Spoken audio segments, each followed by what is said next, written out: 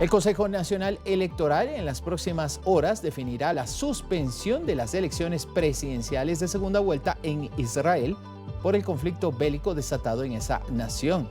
La decisión de suspensión de las elecciones para los ecuatorianos que residen en ese país dependerá del informe que el presidente o que presente el Ministerio de Relaciones Exteriores respecto a la situación de seguridad, recalcó la máxima autoridad electoral.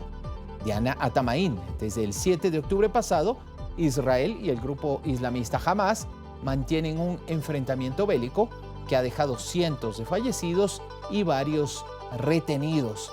En Israel, según el censo electoral, existen al menos 293 ecuatorianos empadronados para sufragar este domingo 15 de octubre para la segunda vuelta. Las elecciones de los ecuatorianos residentes en Nicaragua también podrían suspenderse porque el Ecuador no ha restablecido las relaciones diplomáticas. La decisión final se tomará en el pleno del CNE.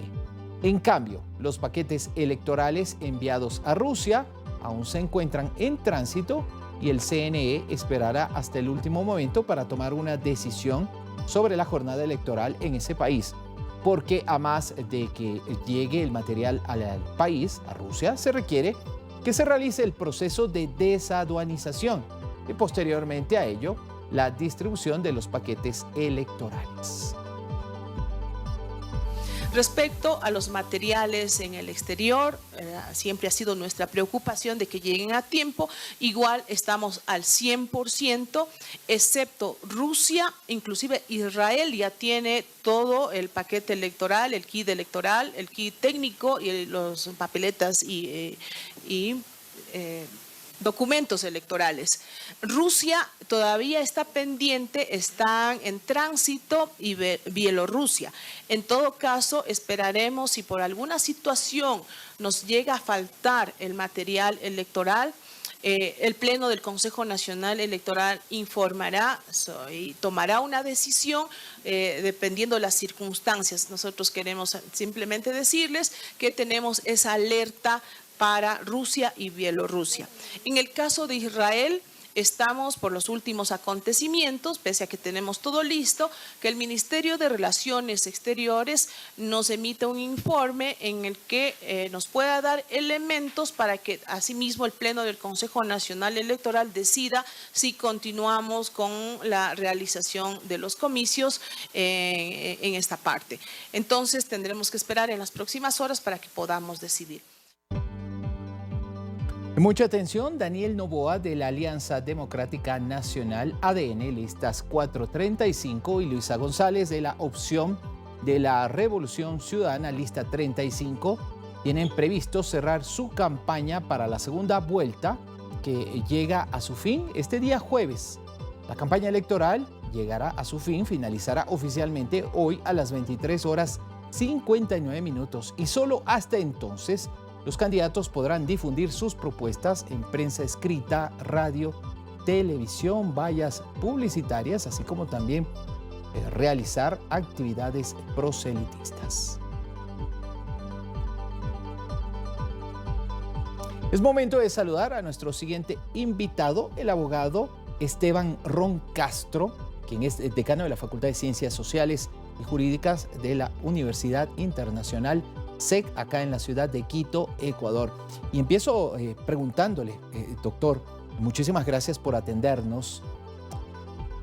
¿Cuál es su perspectiva respecto a este proceso electoral, sobre todo la campaña, bastante particular, en un momento asimismo muy complejo para los ecuatorianos? Sea usted bienvenido.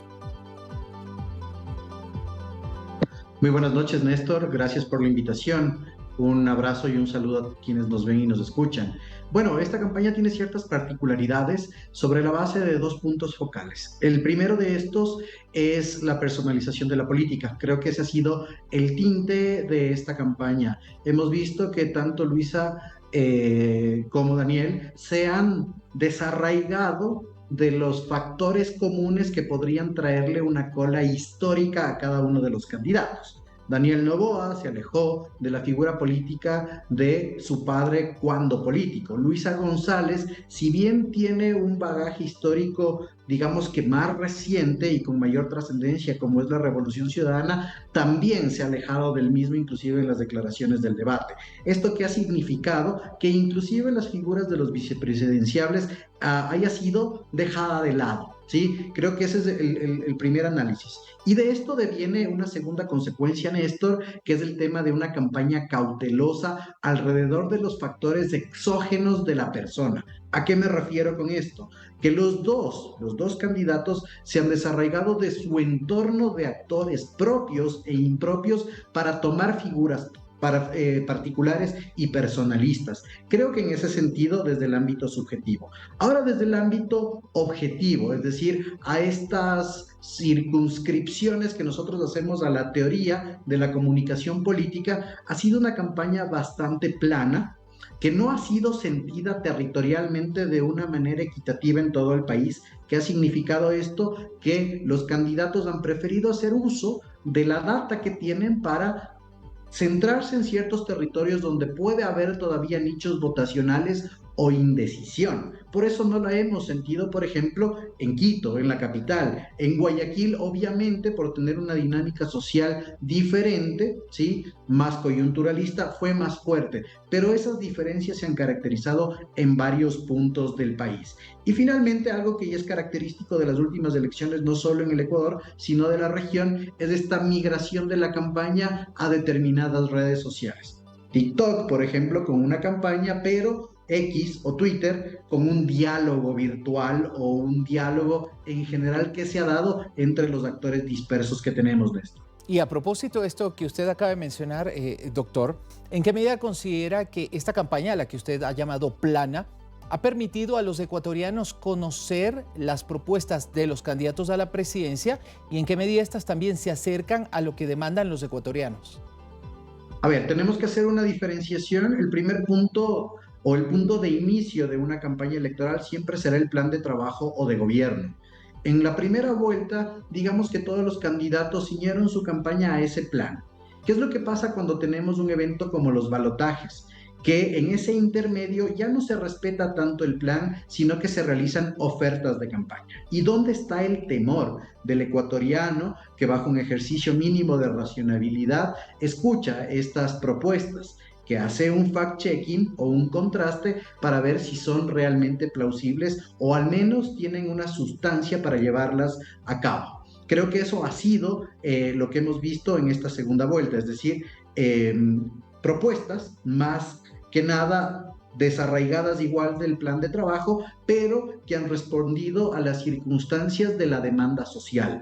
¿Qué es lo complicado en este sentido? Que estas propuestas, que no están ceñidas al plan de trabajo, tienen una fiscalización social, una fiscalización política casi de inmediato una vez que el gobernante llegue a ocupar pues la presidencia de la República. Entonces siempre hemos visto eso, pero otra vez fue cautelosa, y esto sobre la base de lo ocurrido en las elecciones 2021 en el Ecuador, porque recordemos que existió una exacerbación masiva de las propuestas de campaña que no se ceñían al plan de trabajo por parte del presidente Lasso, que luego le costaron, ¿sí?, políticamente mucho. Entonces creo que también ha habido cautela en ese sentido y los dos candidatos se han cuidado de no realizar ofrecimientos bajos. Y justamente sobre los ofrecimientos, doctor Ron, ¿considera usted que se podrá alcanzar en un periodo tan corto, en año y medio, a resolver los grandes problemas que ahorita demandan los ecuatorianos? ¿Será tal vez necesario que el próximo gobernante se enfoque en uno o dos temas por ahí, solucionar o por lo menos contener de manera más eficiente el fenómeno de la inseguridad y la violencia y por ahí temas como la economía y el empleo? ¿O será posible tal vez alcanzar otros temas? Definitivamente, Néstor, como tú acertadamente lo señalas, se tiene que dar un seteo de una agenda gubernativa bajo dos parámetros. El primero es lo que se puede programar a realizar dentro de las capacidades y el otro sí es la contingencia. Es decir, estas acciones inmediatas que tenemos a problemas que si bien son estructurales y requieren otro tipo de accionar para eliminarlos, tienen que ser contenidos. ¿sí? ¿Cuál es el punto importante en este sentido? Que se hagan los paralelismos de la administración pública, es decir, que el futuro gobernante actúe a largo plazo en las cosas que así lo permiten. Por ejemplo, en el tema de estabilización de la fiscalidad económica ecuatoriana. ¿Qué es lo que sucede con eso? Es un plan que se tiene que realizar a un plazo, digamos, intermedio. Pero el tema de seguridad, por ejemplo, que en este momento está exacerbado en el Ecuador, tiene que generarse como una contingencia inmediata. Y otro tipo de cosas, como por ejemplo la desnutrición, que requieren más planificación, tienen que tener respuestas en el inmediato, pero a través de una política estructurada. Entonces aquí lo clave van a ser los paralelismos, porque si hacemos o si el gobernante hace un seteo de agenda con temas determinados, puntuales, va a perder otros puntos focales que definitivamente y de cara a un próximo periodo gubernamental le puede costar muchísimo al país. Doctor Ron, muchísimas gracias por su tiempo esta noche. A ti, Néstor, siempre agradecido por estos espacios. Un abrazo. Gracias. Un abrazo también para nuestro invitado, el doctor en Derecho, abogado Esteban Ron, experto en temas electorales académico, hoy dándonos sus impresiones acerca de este cierre de la campaña electoral en nuestro país.